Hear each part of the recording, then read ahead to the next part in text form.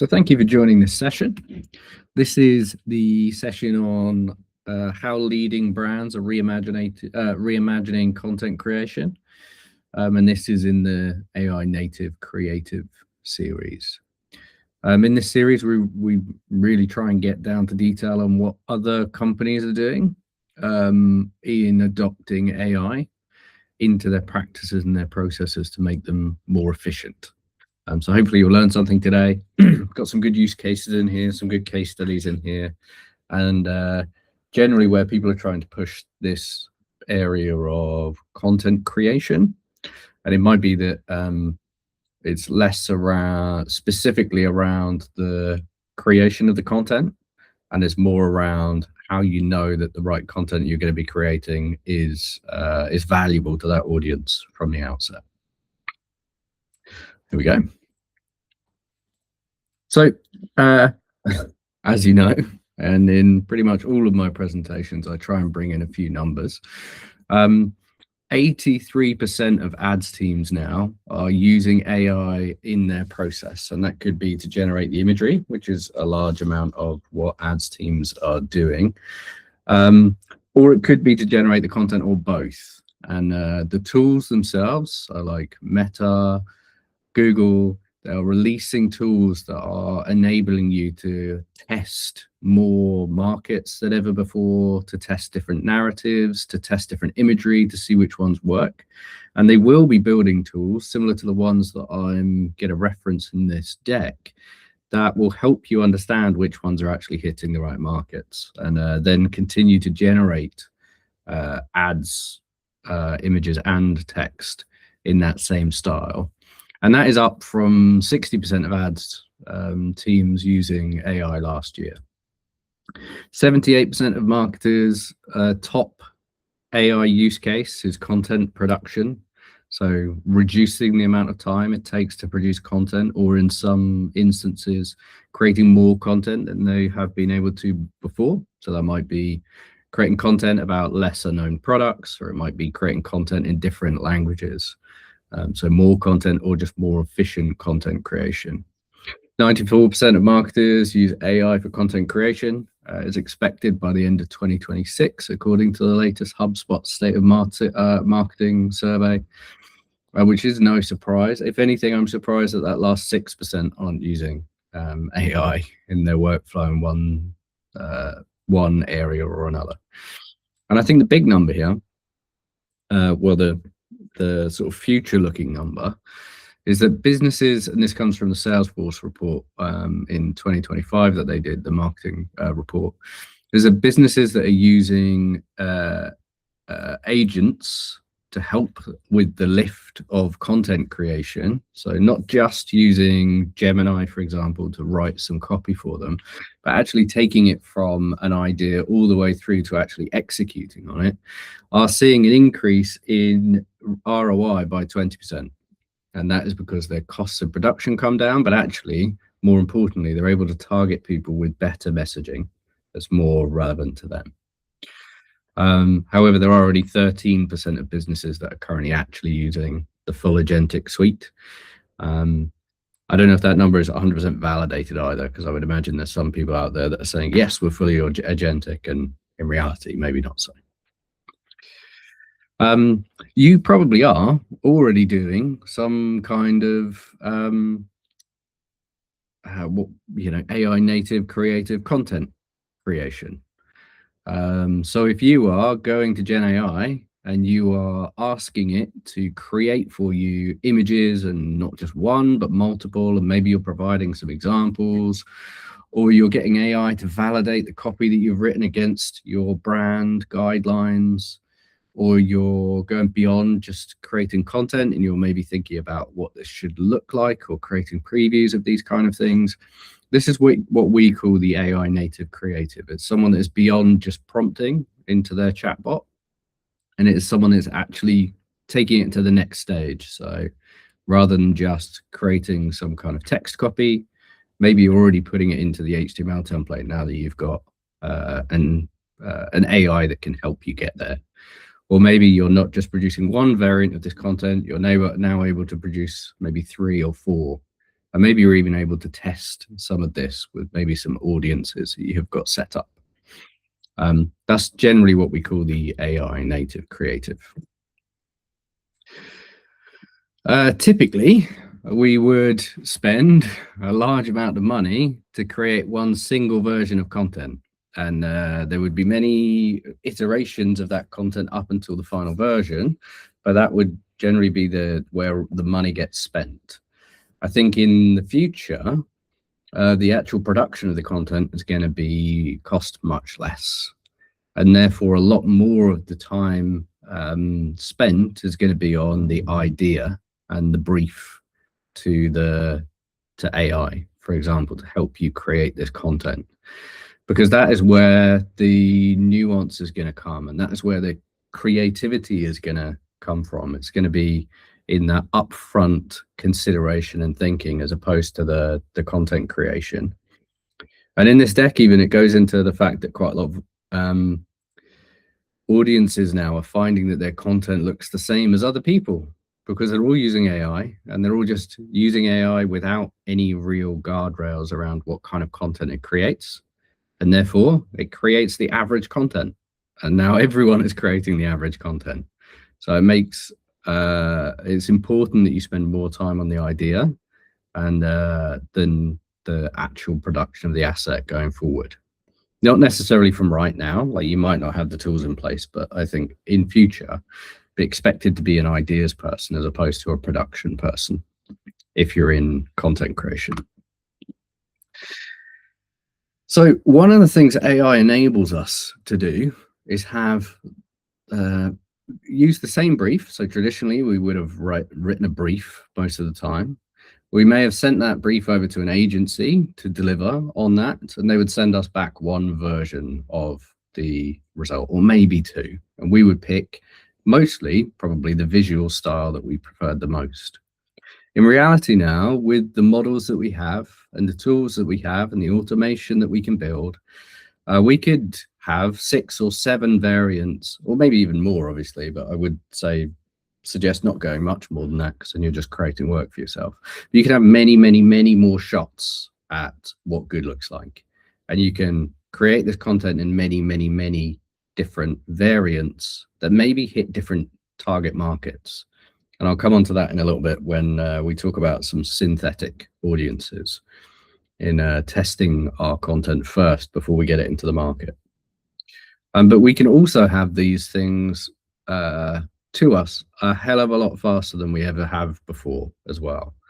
So again, traditionally, you would brief it into the agency, you'd have SLAs with the agency who would then need to deliver on that content. And depending on how big this campaign was, that might take weeks to actually get anything back. Now everything is all happening synchronously, so it's all happening, asynchronously, so it's all happening at the same time. And you can get this stuff back really, really fast and then iterate on it. It's not all, as I said, that kind of model, only 13% of marketing teams say that they're actually doing something like that at this stage. So if you're feeling concerned that your team isn't doing that, I wouldn't be surprised if by the end of this year you are doing some of that. Maybe not all of it, but you are doing some of it. So I wouldn't feel like you're too far behind. It's not an unreachable goal. In terms of trust, though, there is a real trust gap with AI creating content. 79% of CMOs say that algorithm-driven optimization is making brands look alike. So like what I mentioned earlier, if you put in average content and you expect a result that isn't average, when you're not prompting the model to do anything that isn't average, then you're going to get very, very average content. You would have seen content that's written like this. You can tell now when you're reading AI generated content if it hasn't been like vetted. 38% of consumers view AI in advertising positively. So consumers, that's probably you or I, whereas 77% of advertisers think that AI is positive in what they do. And I think part of that is advertisers can now reach many more people to potentially a much more targeted level than they ever have before, which for them is really good. For the consumer, though, they feel quite often that it's potentially easier to trick them than ever before. And therefore, they actually, when they see AI generated content, 55% of these people feel much more uncomfortable now when they see AI generated content, and without it being disclosed, which, leads to, again, that top point. Try not to look alike. Try not to try and create content that is obviously written with AI without disclosing it. However, when agencies or brands did disclose that they'd used AI, and traditionally, like at the moment, this means that they're using AI in an interesting way. So you've got AI on your site and you can generate images or something with that AI. I've got a case study on that later. Or maybe you've used it to create a video that is totally fantastical that you may never have been able to do before without spending a huge amount of budget on like people doing CGI. When you disclose it and you own it, then there is an increase in your ad appeal, especially if it's something that's interesting and someone spent time over thinking about how AI enriches an experience rather than just delivers the same kind of experience that you always have. So what a simple way of thinking about like content creation now, and again, all of the pitches that I'm doing recently they're maybe slightly further ahead than you may feel like you are at the moment. And the aim behind this is that I'm trying to educate you on what other maybe brands that have had more time to think about this, or they don't have quite as rigid processes as you may have started doing. And really, this is just a aim to get you to start thinking about this. You may not be the person that can actually make these changes, but you might be the person that can be in a meeting and suggest it, and then it becomes something that your team work on. So the three areas of content creation: generating the content, critiquing the content, and then simulating how well that content is actually going to resonate with your audiences. For generating the content, there are many different tools that we can use. If you've attended some of my webinars in the past, where we've done things like vibe coding or use Gemini Canvas to create little HTML web pages, you can use those tools to like create the content that rather than just creating the document or what have you, you can actually use those tools to create the content. If you want to design, there are now AI design tools as well. Google Stitch, Claude Design, Figma Make, all of these are prompt-based design tools. Images, Midjourney, Adobe Firefly, Imagen, Nano Banana that you may have used, or recently GPT Image 2 from OpenAI. For video, you've got VO, Google Flow, Runway that can generate videos for you, short form and long form videos. And then finally, for like blocks of copy where you may have like cards, then you could use something like Claude Artifacts. And this is really taking maybe what you may have produced before and sent over to the agency, that brief. It's taking that to the next stage, moving it beyond just being some content in a document and actually potentially being the thing that you might use, or at the very least, being something that helps the next person in the queue visualize in a better way what you're actually looking to try and build. Then we've got critique. This is where AI will be used to check that what you have created actually meets the target audience and isn't doing anything that your brand would consider a red flag. So if you've been told, for example, that you aren't allowed to use certain terms, we could be checking for that in this AI model. We could be checking that you are using the terms that your business is trying to push. And again, that could be loaded into like a DNA agent. We could be checking for accessibility. So basically just checking what you create so that it's ready for the audience. The thing that I'll flag here, though, is that you cannot hand over everything to an agent to decide at the moment. And this comes back to the content being generic if you don't try and make it, if you don't spend time actually to make it sound like you and be a bit more unique to you. If you got an AI to just pick its favorite, it probably wouldn't do as good a job as a human right now. So I think a human that has got good taste, knows what works generally, it's got their finger on the pulse in the market, will do a much better job than an AI of choosing which variant they go with. And then finally, the simulate step. And I've got a couple of slides just to describe this in a bit more detail. But in short form, this is you using audience simulations to determine which version of the copy that you've created is potentially going to resonate best. And this is pretty much brand new in marketing at the moment, and there aren't that many businesses that are doing this. But Oru in particular is they're basically building these kind of generic agents, and some of them will be used in marketing to help like predict, based on the personas that you have, which versions of the content that you're creating are going to be most relevant. Klarna is one of the first businesses to actually really step into AI.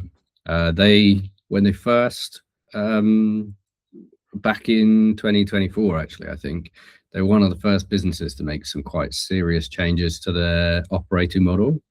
They cut a lot of headcount, and they said that they were just going to fill it all up with AI. That sort of backfired a bit. The shift took a bit longer than they were expecting, but because of that, and because they had such a big bet in it, they basically changed their entire like marketing team's workflow to no longer use agencies to create images for their brand. And they set up a pipeline using Midjourney that enabled, which is an image generation model, that enabled them to cut down the amount of time that they would have to spend before they could execute on campaigns. It enabled them to save a huge amount of money that was spending on agencies. And overall, it meant that their employees were able to generate a hell of a lot more revenue. So their marketing team, each employee was able to generate 1 million in revenue to be in that marketing team, which is just, yeah, amazing. It was, one of the first. They probably have a different process now because things have moved on so quick, but it was one of the first fully automated like marketing pipelines that were set up. It was only focused on imagery and not on the copy or content or like the idea generation. It was purely imagery at that stage. The next case study, so on the like critique stage, so that one's more about the generation stage. On the critique stage, Unilever has built a agent, and this agent isn't, by the way, this agent isn't anything horrifically complex. You could build a similar agent to this now, probably using Google Gem or a custom GPT in ChatGPT.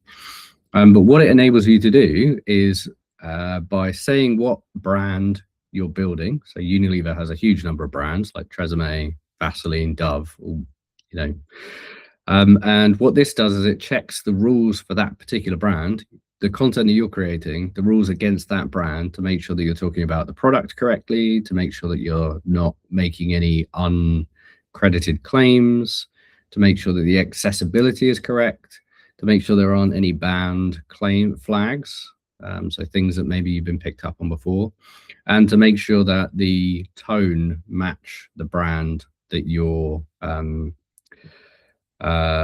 building for. And every bit of content that they create goes through this brand DNA agent, which, they currently have 18 different markets running on this. They've got 3 different brands live. Well, at least when this case study was published, they had 3 brands live, but I would imagine they now have the majority of brands on this. The last one is the simulate step, and I just want to spend a bit more time on this particular step because this is a step where I would suggest that most businesses don't currently have anything set up, and it's only really available to us now because we have AI. So traditionally, marketing agencies or marketing teams would try and determine what was going to work in future by doing things like market research and by testing and analyzing the results of those things. Now, with synthetic data, so by looking at, in fact, let me go to the next slide. With synthetic data, based on real data. So imagine Mira here. She doesn't exist. Well, maybe in K-pop Demon Hunters, but she is like a persona that we've created that matches one of the types of people that buy our products. And we've created this persona based on information that is real against the types of people that are like Mira that that we know of.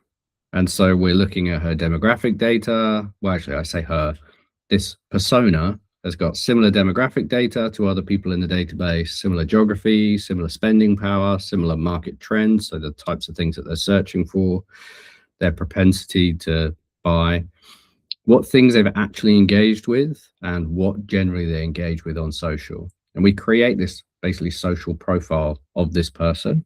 And what we do is we load that into AI alongside the different content variants that we create. And we get to basically ask them questions. And because the AI is basically trained on who this person is and generally what they care about and what they don't care about based on the content that they view and how they interact with that content, and generally the type of person they are and the age that they are and their spending power, that helps us actually create simulations for which one of these things is going to hit the best. So if we look at this one, we've got marketing stand-ups done, replace 6 weekly meetings with one auto-generated dashboard. And what we've done is we've loaded this in. We've looked at their first impression. So you scroll past this on LinkedIn, what's your gut reaction? And we can get AI to actually, based on the type of person that they are, give us some feedback on what it thinks it may, what might enable that engagement. And it will score all of our content in this way. And I think going forward, this isn't a massively common practice right now, but going forward, I would expect this to be pretty much standard on all the campaigns that you would build. If you've got standardized personas and you know a lot about how those personas act and interact, there's no reason why you wouldn't be able to simulate how they might be able to act and interact. But what this doesn't necessarily do is, sorry, I was hoping I had that on the next slide. I think I've got it on a future slide. What it doesn't necessarily do is consider the real time now kind of things that might change that behavior. So imagine something's just gone viral and it would engage with this audience, but this model doesn't necessarily know about that viral thing. And therefore you do have to use that human intuition here still to determine if actually that's something that we should override rather than relying purely on this like pattern analysis. Hopefully that makes a bit of sense. So we take our content, we load it past our personas, and we test our personas on what it thinks is going to be relevant or not. And then we get an output and we pick the best of the content that's been created, or we amend slightly what content we've created. The next tip really is, and I've sort of alluded to this already, is do think beyond how you work at the moment. So if you are creating content and you're purely sat in a Google Doc or you're in a Microsoft Word doc or whatever, it's so easy now to take it to the next stage. Like it takes no time whatsoever to say to an AI model, can you mock this up for me and make it look good? And one of my suggestions at the end of this deck is for you to actually try this. So to go and find the assets that maybe your design agency before created for you, load them into your AI model alongside the new content that you have and just say, can you chuck this content in here for me, please, and see how it does. And you'll probably be surprised at just how good it does. And if you get good enough of that, well, then maybe you don't need to pay that agency to do that for you anymore. Or maybe it gives them a starting point to work from. That means that there's less chance of there being things that are just totally wrong or misaligned, and it reduces that back and forth. But you can do the same, not just for like, say, an email or a landing page that needs to be created. You can do the same for PDFs, full design documents, like if you work with Google Stitch or in Claude Design or in Figma. You can create gorgeous brochures and things for your brand without needing to go to a design company. or at least get started, and then get them to tweak and refine, as opposed to start from scratch.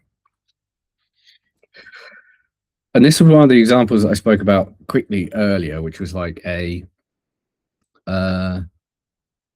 creative idea leveraging AI that meant that people were buying into this, as opposed to feeling like they were trying to be caught out or something.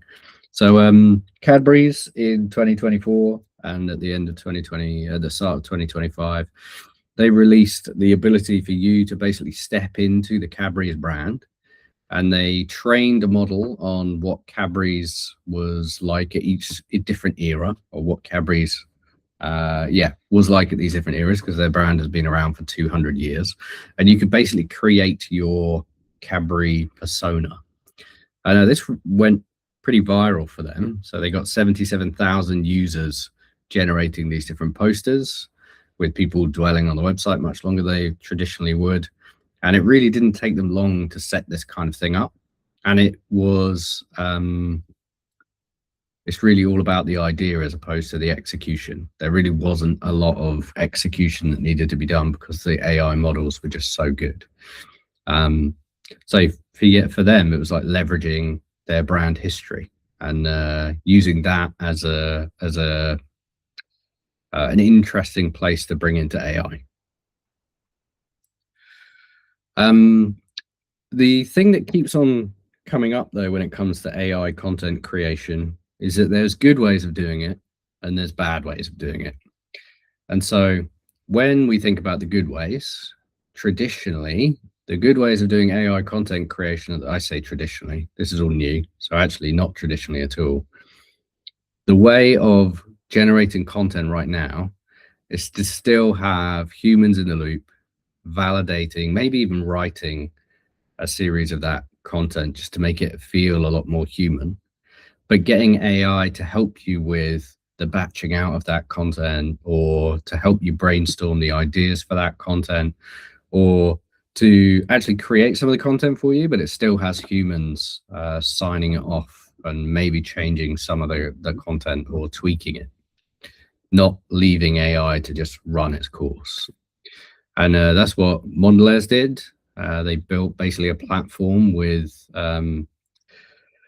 who was it? I think, Accenture and Publicis built a platform together that enables them to basically scale their marketing across a number of different markets. They still start with human created content, just they managed to scale it with AI, which means that the content still seems very much like their look and feel. Whereas you may have seen the backlash for the Coca-Cola advert. The holidays are coming, the lorry, which was just deemed slop. One of the first uses really of AI slop, where it was just really low effort. Something that was ingrained in the history of that brand, and actually the history of a lot of people's Christmases. It wasn't okay for them to use AI to generate that at that stage, because it was so obvious that it wasn't good enough. And I think humans at this point in time, we're happy to accept that something is, if we know that something's generated by AI, we expect it to be as good or better than what we currently have. We're not willing to accept something that is not as good, and therefore is being deemed as soulless and slop, and there was no creativity in that video. The guy at Coke said, "We cannot be ahead of the curve if we wait for the solution." But that really wasn't the issue. It was they obviously didn't spend enough time on it, or they just didn't deem that this wasn't the right time to start with this, especially on such a big digital product.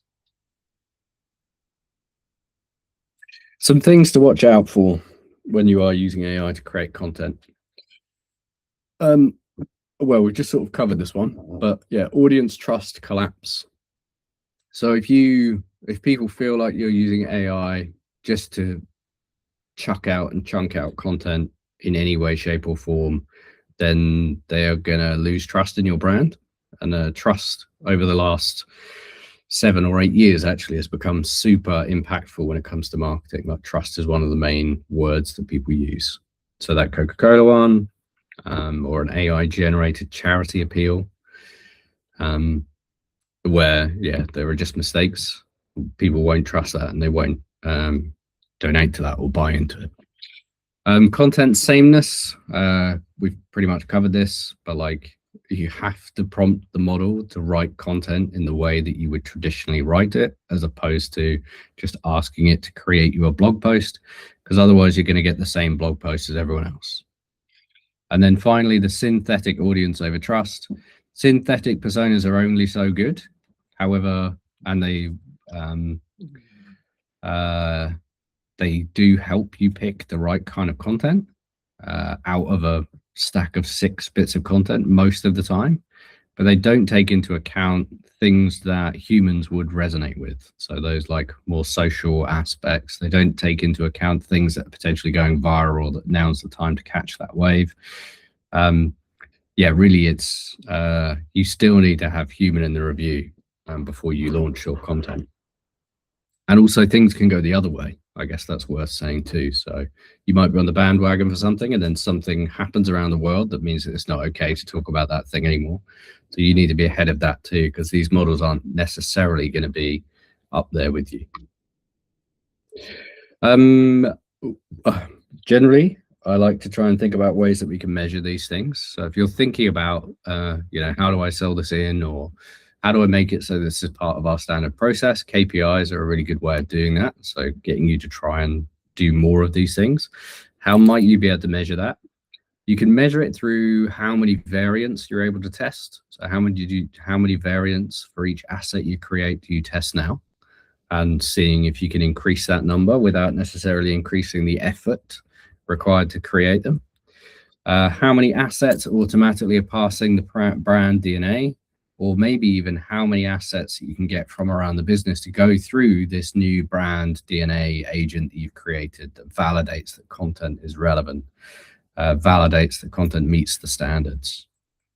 Pre-ICP resonance. So if you do have some kind of synthetic audience, or you do have a way of testing this, like how can you make it so that the content that maybe you're generating is already, you feel quite confident that it's going to resonate? Or how long is it taking you to actually create this content from coming up with the idea through to the creation of the actual asset? Traditionally, that may have been weeks. You could potentially bring that down to, say, a morning.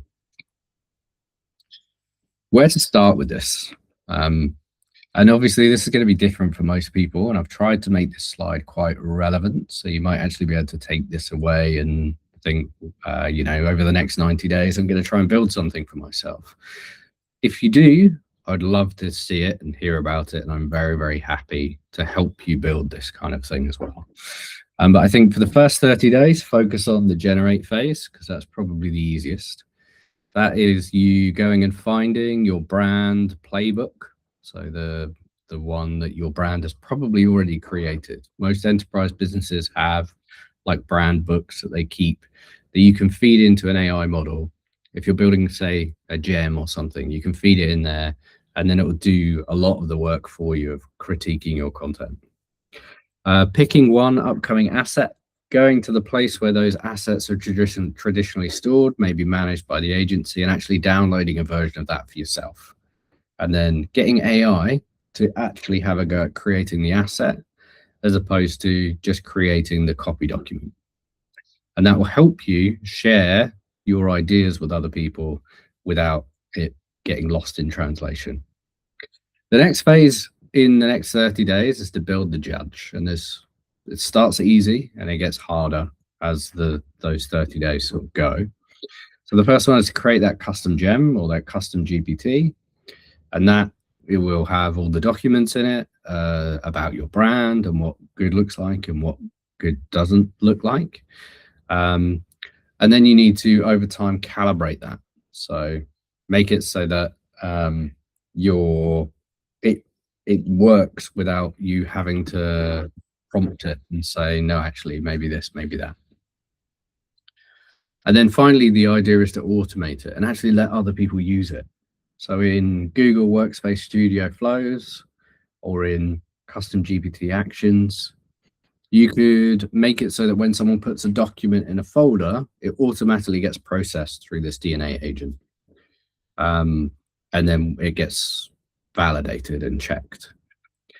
Or you can give a URL to people, and people go to a page and they upload their document, and then it will just spit out all the things that they need to potentially change or consider.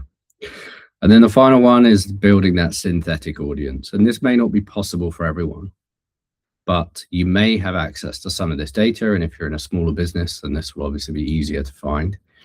But try and pull, say, 5 different sources of data that you have, or less maybe, or at least try and talk to AI about what your personas are, what kind of audiences you try and target, and what generally they do, and get it to build a picture of this kind of data. And then feed your different content variations that you create into that to see how it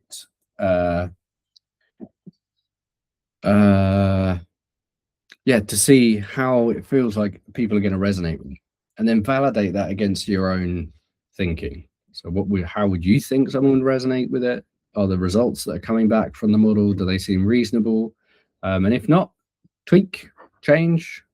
And then the idea behind that is to productionize that too. So to get other people using it. It's the main thing. We did a version of this, so where we create a lot of content for a team in Google. We found that there was a process. So for event campaigns, there is a standardized process if someone wants an event campaign built. And this process would be like send an email inviting people to the event, send 2 reminders, send them a reminder an hour before the event, and then send them a post-event session. Traditionally, the team would receive a brief, and that brief would obviously be templated. But what wasn't possible was for the end user, so the person that was writing this brief, to actually see what they were going to have created. Like, there was never that option. They would just see the text in the document. So we shifted the needle here and we changed the process. So rather than our team receiving a brief, going to the templates and building out the assets, instead, we used AppScript to build a tool that enables the end user to actually create their own emails within guardrails that we've set, using the templates that we were going to traditionally build them in. And then it's our team instead, rather than spend time on the back and forth of what does this mean in the brief, what does that mean in the brief, or the end user to say, no, actually, I didn't envisage it to be that way, or I want this special box here.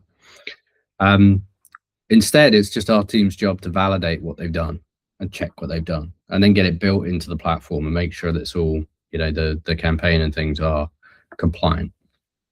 But that really flipped that whole thing on its head. And that was possible now because AI enables us to do a number of things. So we read the brief with AI, we pull out and extract the core bits of information from that brief that marketer has already written. And then we pre-populate all the templates with this brand, the DNA, basically, the brand DNA.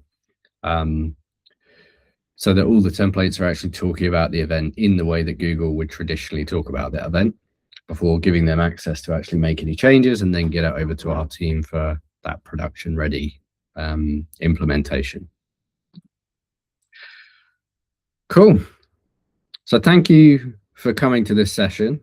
I highly recommend that you have a go at building, at the very least, thinking about stepping beyond how you're building at the moment to see if you can actually build in the template, for example, or in the place where this thing would actually sit, because that cuts down quite a lot of back and forth that happens traditionally between marketers and designers. Think about building that brand DNA agent, so something that you can run content through to make sure it doesn't sound like everyone else's, and also that it does sound like your brand. And if you can, or as the market grows, I'm sure it'll grow and your business will potentially buy one of these tools, think about those synthetic audiences and how you might be able to validate the content you create and the variants that you create through one of those audiences first. With that, I'll hand off.